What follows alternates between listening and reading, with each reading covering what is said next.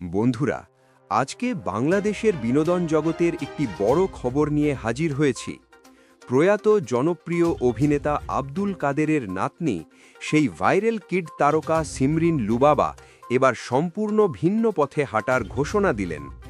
যাকে একসময় সবাই চিনত পাকনা লুবাবা নামে, সোশ্যাল মিডিয়ায় যার ভিডিও মানেই হাসি, সরলতা আর খুনসুটি। অনেকদিন ধরেই তাকে মিডিয়াতে দেখা যাচ্ছিল না, আর এবার পাওয়া গেল সেই রহস্যের জবাব।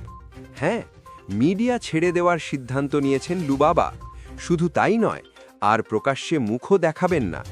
ইতোমধ্যেই তিনি নেকাব পরা শুরু করেছেন। তার মা জাহিদা ইসলাম জেমি গণমাধ্যমকে জানিয়েছেন, লুবাবা নিজেই বুঝেছে সে আর কাজ করবে না। ধর্মীয় বলি পড়তে পড়তে তার জীবনে এসেছে বড় পরিবর্তন, তাই নিজ সিদ্ধান্তে মিডিয়া থেকে সরে দাঁড়িয়েছে।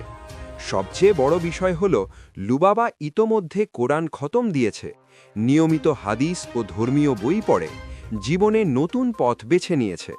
এমনকি আগামী রমজানে উমরা পালনের ইচ্ছাও প্রকাশ করেছে পরিবার।